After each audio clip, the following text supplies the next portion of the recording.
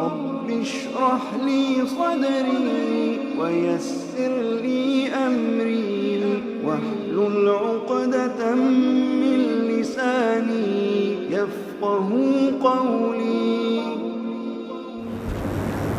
اللہ تعالیٰ کی بے پایہ حمد و ثنا، اس کی تعریف، اس کی تحمید، اس کی تمجید، اس کی تقدیس، اس کی نعمتوں کا اظہار اور اس کی توحید کا اقرار۔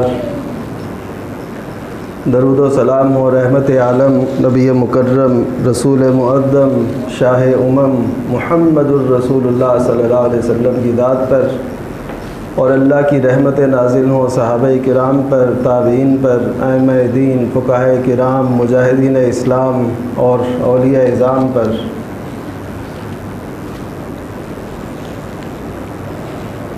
رسول اللہ صلی اللہ علیہ وسلم کے ارشاد کے مطابق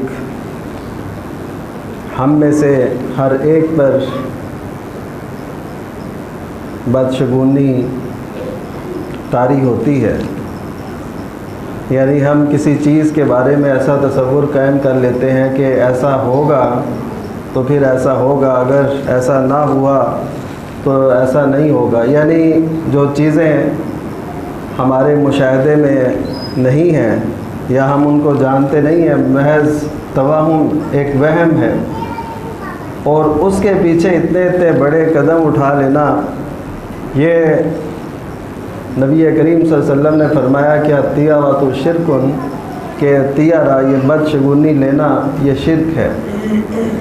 پھر فرمایا کہ الطیرۃ شرک، کہ بدشگونی لینا شرک ہے، یعنی اپنی طرف سے کسی چیز کو منحوس سمجھنا، بے برکت سمجھنا، اپنی طرف سے کہہ دینا کہ یہ کام اگر ہوگا، مثلاً آپ صبح نکلتے ہیں، کوئی ایسا شخص، کوئی ایسا جانور سامنے آ جاتا ہے تو آپ یہ تصور کر لیتے ہیں کہ بس آپ کام نہیں ہوگا، تو یہ بات طیرہ ہے، یہ بدشگونی ہے، تو یہ شرک کی قسم۔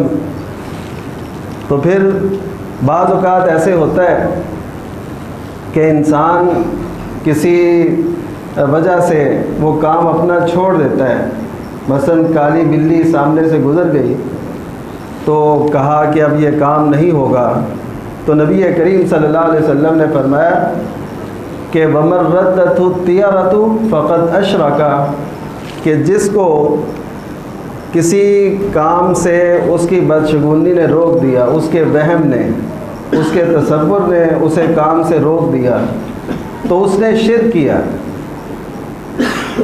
ہمارے ہاں یہ تصور عام ہے، مثلاً اگر الو کسی جگہ بولتا ہے تو ہم کہتے ہیں بس یہ اب خطرناک ہے، اب کچھ نہ کچھ ہونے والا ہے، اس گھر میں کچھ ہوگا، یا ایسا کوئی تصور ہم قائم کر لیتے ہیں۔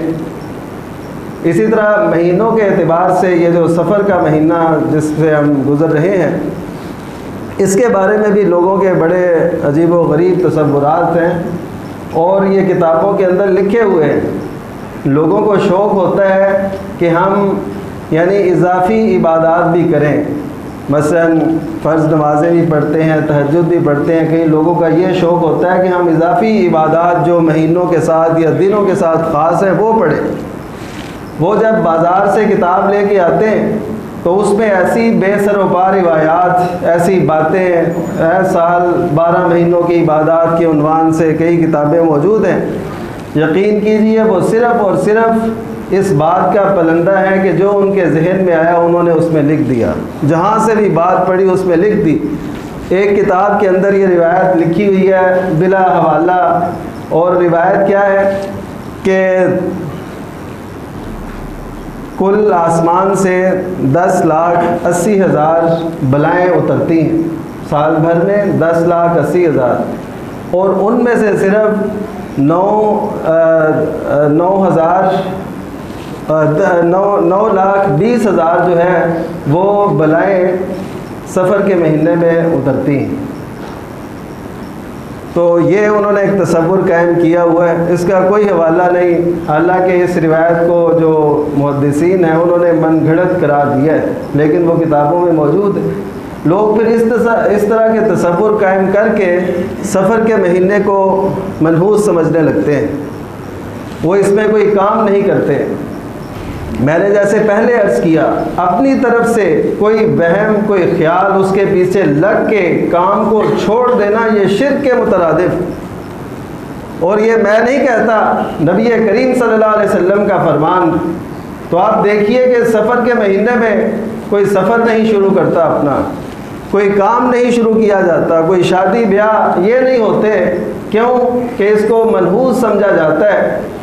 تو مجھے اور آپ کو کس نے یہ بتایا کہ اس کے اندر یہ بے برکتی ہے، یہ نحوست ہے؟ یہ کس نے بتایا؟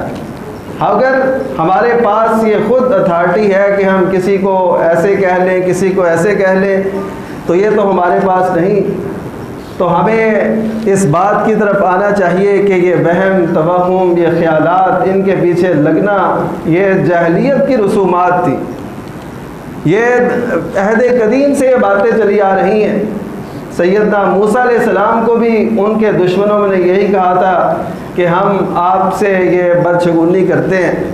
سورہ یاسین میں جن رسولوں کا ذکر ہے، ان کے بھی مخالفین نے آ کے یہی کہا کہ ہم آپ سے بدشگونی لیتے ہیں۔ یعنی یہ سب کچھ آپ کی وجہ سے، یہ جو ہمارے حالات کے اندر خرابیاں ہیں، یہ آپ کی وجہ سے۔ تو اپنی طرف سے تصور قائم کر کے اس کو پالتے چلے جانا اور نفع و نقصان کا اس کو مالک سمجھنا کہ اگر میں ایسے کروں گا تو ایسے ہوگا۔ تو نبی کریم صلی اللہ علیہ وسلم نے فرمایا کہ یہ ہم میں سے ہر ایک پہ ایسے وہم طاری ہوتے ہیں، یعنی امت پر یہ خیالات، یہ تصورات آتے ہیں۔ وَلَٰكِن يُذْهِبُهُ بِالتَّوَكُّلِ، لیکن اللہ تعالیٰ توکل کے ذریعے سے ان کو لے جاتا ہے۔ توکل جتنا مضبوط ہوگا اسی قدر آپ کی زندگی باسہولت گزرے گی، اور جب توکل آپ کا کمزور ہوتا چلا جائے گا، اللہ پہ اعتماد کمتر ہوتا جائے گا، اس کا نتیجہ نکلے گا جو جیسا کہے گا ویسا کرنا شروع کر دیں گے۔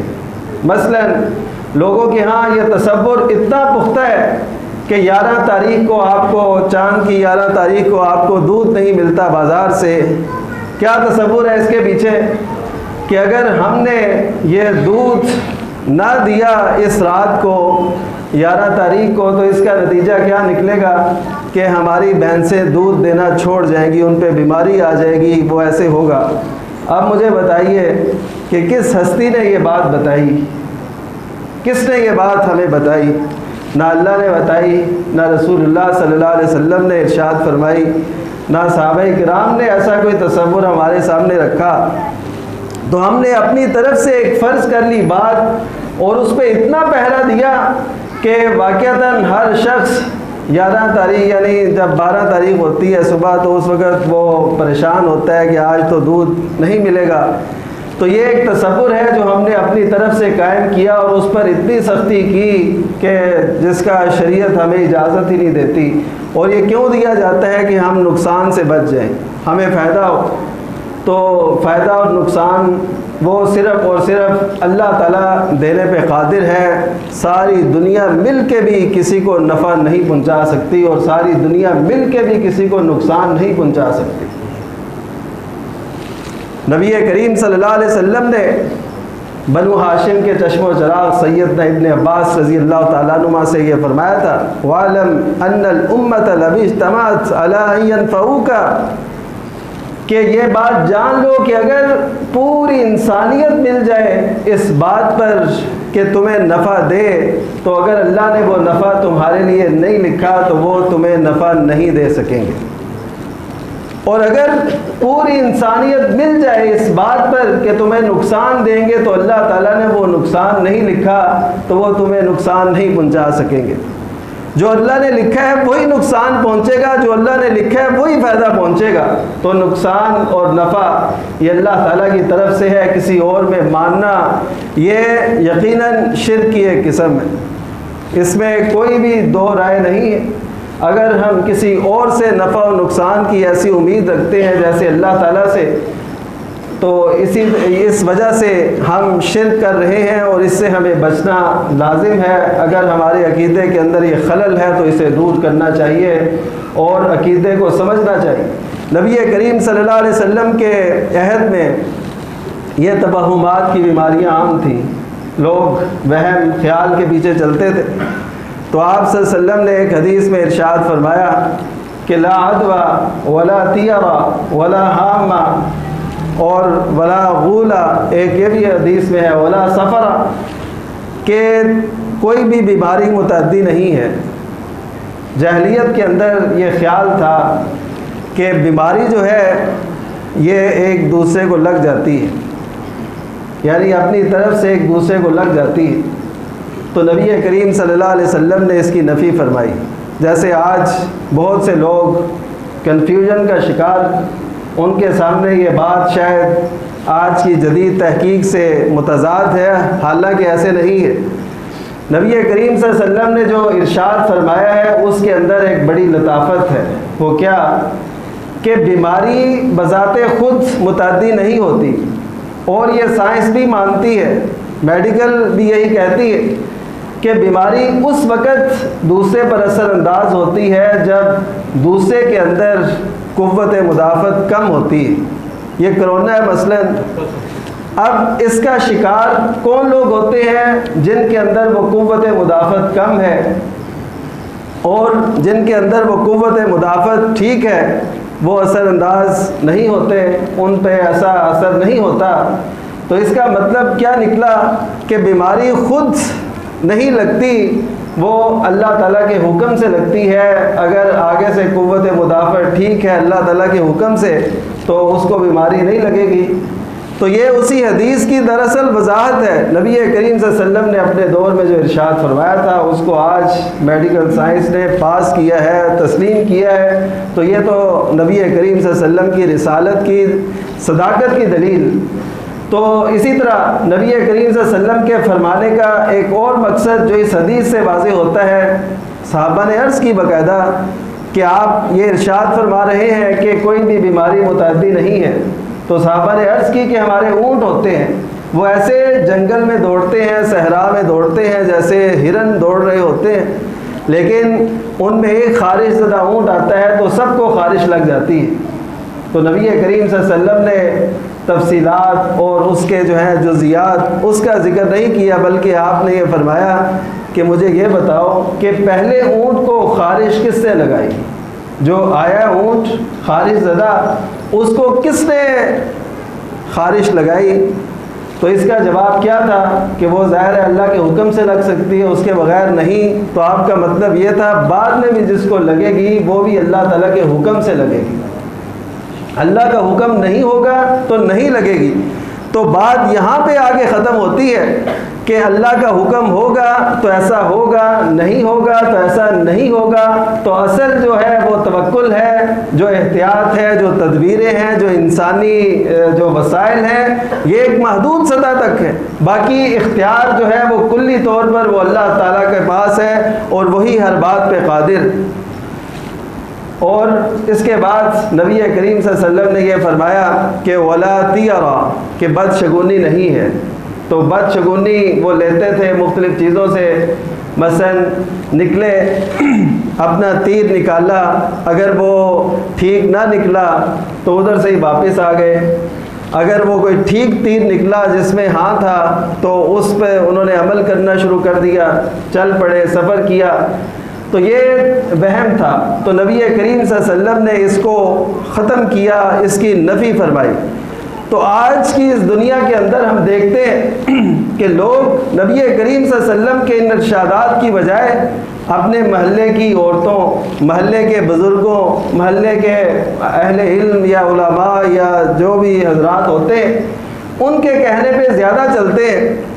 وہ یہ نہیں دیکھتے کہ نبی کریم صلی اللہ علیہ وسلم کے ارشادات کیا ہیں، اس کو اہمیت دیجئے، اپنے اعتقاد کو خراب نہ کیجئے۔ پھر نبی کریم صلی اللہ علیہ وسلم نے فرمایا کہ ولا حامہ، کہ حامہ نہیں ہے۔ حامہ اس کے دو مطلب لیے جاتے تھے۔ وہ سمجھتے تھے کہ ہمارے پیٹ کے اندر کچھ کیڑے سام کی طرح پیدا ہوتے ہیں، یعنی جاہلیت کا تصور۔ تو وہ پھر ایسے یہ سفر کے حوالے سے ہے، یعنی سفر میں جو تصور تھا اس کے حوالے سے وہ سمجھتے تھے کہ کیڑے ہمارے اندر موجود ہیں، تو وہ بڑھتے جاتے ہیں تو اس سے پھر وہ انسان کی موت واقع ہو جاتی ہے۔ یہ جاہلیت میں ایک تصور تھا۔ تو نبی کریم صلی اللہ علیہ وسلم نے اس کی نفی فرمائی۔ پھر سفر کے مہینے کے حوالے سے نحوست کا ایک تصور تھا، نبی کریم صلی اللہ علیہ وسلم نے اس کی بھی نفی فرمائی۔ الو کے حوالے سے یہ تصور تھا، حامہ الو کو بھی کہتے ہیں، کہ یہ الو جہاں پہ آ کے بیٹھتا ہے وہاں پہ کوئی نہ کوئی نحوست بے برکتی ضرور ہوتی، وہ بولتا ہے تو سمجھے کسی کی موت واقع ہوتی، اور یہ تصور آج بھی ہمارے اس معاشرے کے اندر موجود۔ اور جاہلیت کے وہ تصورات جس کو اسلام مٹانے کے لیے آیا تھا، نبی کریم صلی اللہ علیہ وسلم نے جس پہ محنت کی، صحابہ کا تزکیہ کیا، ان کو ان آلائشوں سے پاک کیا، وہ آج کی اس جدید دنیا کے اندر موجود ہے۔ جاہلیت میں کیا ہوتا تھا، کوئی بچہ پیدا ہوا ہے تو اس کے ساتھ لوہا رکھ دیتے تھے، لوہے کی کوئی چیز، وہ کس وجہ سے کہ یہ جو بلائیں یا ایسی مشکل آئے تو یہ اس کو ٹالے گا۔ تو نبی کریم صلی اللہ علیہ وسلم نے ان سب چیزوں سے، توہمات سے، ایسے تصورات سے ہماری جان چھڑائی، اور یہ قرآن مجید کی اس آیت کا دراصل مفہوم تھا، وَيَضَعُ عَنْهُمْ إِصْرَهُمْ، کہ اللہ کے رسول صلی اللہ علیہ وسلم ان سے ان کے بوجھ دور کرتے ہیں، وَالْأَغْلَالَ الَّتِي كَانَتْ عَلَيْهِمْ، اور ان کی بیڑیاں، ان کے توق وہ اتار دیتے ہیں جو جس میں وہ جکڑے ہوئے تھے، لیکن ہم نے خود وہ بیڑیاں، وہ توق، وہ بوجھ اپنے سروں پر، اپنے جسموں پر، اپنے معاشرے پر وہ لاگو کر لیے، اور ان کا اتنا خیال رکھا کہ ہم نے توحید کے مقابلے میں جو بھی اس کو تکلیف دینے والی چیز ہے، اس کو خراب کرنے والی چیز ہے، اس کو تسلیم کیا۔ تو نبی کریم صلی اللہ علیہ وسلم نے یہ الو، اور اسی طرح یہ ایک تصور تھا کہ وہ کہتے تھے کہ الو کسی کی کھوپڑی سے جو مقتول ہوتا ہے نکلتا ہے، اور وہ کہتا رہتا ہے بیابانوں میں کہ مجھے خون پلاؤ، مجھے خون پلاؤ، جب تک اس کا بدلہ نہ لے لیا جائے تو وہ بولتا ہی رہتا ہے۔ تو نبی کریم صلی اللہ علیہ وسلم نے اس کی نفی فرمائی۔ اسی طرح غول کہتے تھے، جیسے حیولہ ہوتا ہے، آج کل بھی لوگوں کے ہاں تصور ہے کہ بیابانوں کے اندر ایسی سائے والی چیزیں موجود ہوتی ہیں، وہ مختلف روپ دھار لیتی ہیں، تو ان کے پیچھے لوگ لگ جاتے ہیں، ان کے بارے میں توہمات اور ایسی چیزیں ہوتی ہیں۔ تو نبی کریم صلی اللہ علیہ وسلم نے اس کی بھی نفی فرمائی۔ تو ان ساری باتوں سے یہ واضح ہوتا ہے کہ نبی کریم صلی اللہ علیہ وسلم نے یہ توہم پرستی، وہم اور خیالات، ان کے پیچھے چلتے چلے جانا، اس کی کلی طور پہ نفی فرمائی۔ تو ہمارے لیے ایسا کوئی نہیں ہونا چاہیے کہ ہم کوئی ایسا عقیدہ رکھیں کہ جس کے اندر یہ وہم کا کوئی حصہ ہو۔ ہم مسلمان ہیں، ہم نبی کریم صلی اللہ علیہ وسلم کے امتی ہیں، ہم قرآن کو ماننے والے، ہم نبی کریم صلی اللہ علیہ وسلم کے ارشادات کو ماننے والے، وہاں ایسا کوئی تصور نہیں ہے، ہر ایک کی نفی ہے۔ جو جو اس دور کے اندر چیزیں تھیں، نبی کریم صلی اللہ علیہ وسلم نے نام لے لے کے ان کی نفی فرمائی۔ آج بھی اگر ایسی چیزیں موجود ہیں جن کا تصور قرآن اور سنت کے اندر نہیں ہے، ان کو اپنے سے دور کرنا، یہ سمجھے آپ اپنے عقیدے کو تحفظ دے رہے ہیں، اس کا خیال رکھ رہے ہیں۔ اور عقیدہ وہ بنیاد ہے نجات کی، اگر عقیدے میں خلل ہے تو پھر نجات ناممکن ہوگی، اللہ تعالیٰ کے ہاں نجات نہیں ملے گی۔ اللہ تعالیٰ نے خود یہ ارشاد فرمایا۔ اسی طرح نبی کریم صلی اللہ علیہ وسلم کا ایک کتنا واضح ارشاد گرامی ہے کہ آپ نے فرمایا کہ لا تجعل قبری وطنا یعبد، کہ اللہ میری قبر کو، یعنی جب میں اس دنیا سے رخصت ہوں گا اور ظاہر ہے قبر بنے گی، تو اس وقت میری قبر کو ایسا نہ بنانا جس کی پرستش کی جائے، عبادت کی جائے۔ یہ نبی کریم صلی اللہ علیہ وسلم کا ارشاد۔ ایک حدیث میں یہ بھی ہے کہ لا تجعل قبری عیدا، کہ میری قبر کو میلہ گاہ نہ بنانا۔ عید آپ جانتے ہیں کہ سال بعد آتی ہے، لوٹ کے آتی ہے، اس وجہ سے اسے عید کہا جاتا ہے۔ تو یہ جو میلے ہوتے ہیں یہ بھی سال بعد آتے ہیں، تو اس وجہ سے ان کو بھی یعنی خوشی کا ایک سماع یا عرس یا ایسے نام سے جانا جاتا ہے۔ تو نبی کریم صلی اللہ علیہ وسلم نے بالکل واضح طور پہ اس سے منع فرمایا۔ آپ نے اپنے بارے میں جو ارشاد فرمایا اس کا کیا مطلب نکلتا ہے کہ نبی کریم صلی اللہ علیہ وسلم کی قبر کے ساتھ ایسا نہ ہو لیکن اولیاء کی قبر کے ساتھ ایسا کیا جائے، اس کا یہ مطلب نکل سکتا ہے؟ نبی کریم صلی اللہ علیہ وسلم جو یہ فرما رہے تھے، اور آپ نے بالکل اپنے آخری ایام پہ جو فرمایا، آپ نے فرمایا کہ اللہ تعالیٰ یہود و نصارہ قاتل اللہ الیہود والنصارہ، کہ اللہ تعالیٰ یہود و نصارہ کو ہلاک کرے۔ کیوں؟ کہ اتخذوا قبور انبیائہم مساجدہ، ایک حدیث میں صالحیہم بھی ہے کہ انہوں نے اپنے انبیاء کی قبروں کو سجدہ گاہ بنا لیا تھا، سجدہ گاہ بنا لیا تھا قبروں کو اپنے انبیاء کی، اور اپنے نیک لوگوں کی قبروں کو سجدہ گاہ بنا لیا تھا۔ تو نبی کریم صلی اللہ علیہ وسلم نے فرمایا اللہ ان کو ہلاک کرے۔ ام المومنین عائشہ صدیقہ رضی اللہ تعالیٰ عنہ اس کی راویہ ہے، کیونکہ آپ ہی کے حجرہ مبارک میں نبی کریم صلی اللہ علیہ وسلم اس دنیا سے رخصت ہوئے تھے۔ تو وہ کہتی ہیں کہ آپ یہ اس لیے فرما رہے تھے کہ اپنی امت کو اس سے بچا رہے تھے، ڈرا رہے تھے، متنبہ کر رہے تھے کہ تم نے ایسا کوئی کام نہیں کرنا۔ تو اللہ تعالیٰ نے نبی کریم صلی اللہ علیہ وسلم کی اس دعا کو کس قدر قبولیت سے بخشا۔ حالات جیسے بھی آئے، جو کچھ بھی، جتنی بھی حکومتیں، جتنے اقتدار، خلافت، اس کے بعد جو کچھ بھی ہوتا رہا، نبی کریم صلی اللہ علیہ وسلم کی قبر کو اللہ تعالیٰ نے اس بات سے محفوظ رکھا، اور نبی کریم صلی اللہ علیہ وسلم کی اس دعا کو شرف قبولیت سے نوازا۔ تو ہمیں بھی چاہیے، ہم کسی کی ولایت میں کوئی شک نہیں کرتے، جو اللہ کا ولی ہے وہ ہمارا دوست ہے، ہم اس کا ادب، احترام، اس کے مقام سے آشنا ہے۔ آپ جانتے ہیں ہر جمعے کے اندر میں یہ دعا کرتا ہوں کہ اللہ تعالیٰ کے جو اولیاء ہیں اللہ تعالیٰ ان پہ رحم فرمائے، ان کی بخشش فرمائے۔ ہم اس بات کے قائل ہیں، لیکن جو کچھ ہوتا ہے اور جو کچھ کیا جاتا ہے وہ ہمارے دین کا حصہ نہیں ہے۔ نبی کریم صلی اللہ علیہ وسلم نے اسے سختی سے روکا ہے، تو ہمیں بھی اسے رک جانا چاہیے۔ یہ نہیں دیکھنا چاہیے کہ معاشرہ زیادہ کیا کہتا ہے اور کس طرف لوگوں کا رجحان ہے، یہ دین کی کوئی بنیاد نہیں ہے۔ میں آپ سے عرض کرتا ہوں کہ کچھ لوگ یہ عرس، یہ میلے، ان میں شریک ہوتے ہیں اور نظر نیاز یہ سب کچھ دیتے ہیں، کچھ وہاں پہ جا کے اللہ کے نام کی بھی دیتے ہیں۔ لوگوں کا ایک وہم ہے کہ جی ہم اللہ کے نام کی وہاں پہ جا کے دے رہے ہیں، تو ایسے لوگوں کے لیے میں ایک حدیث پیش کرتا ہوں۔ نبی کریم صلی اللہ علیہ وسلم سے ایک صحابی حضرت قردم بن سفیان رضی اللہ تعالیٰ، انہوں نے عرض کیا اللہ کے رسول، میں نے جاہلیت میں نظر مانی تھی میں بوانہ جگہ پہ اونٹ قربان کروں گا۔ ان صحابی نے وہ جو نظر مانی تھی، وہ جو انہوں نے نظر دینی تھی، وہ اللہ کے نام پہ دینی تھی، اس میں تو کوئی دو رائے نہیں ہو سکتی کہ وہ کسی اور کے نام کی نظر دینا چاہتے ہوں، یہ تو تصور بھی نہیں ہے۔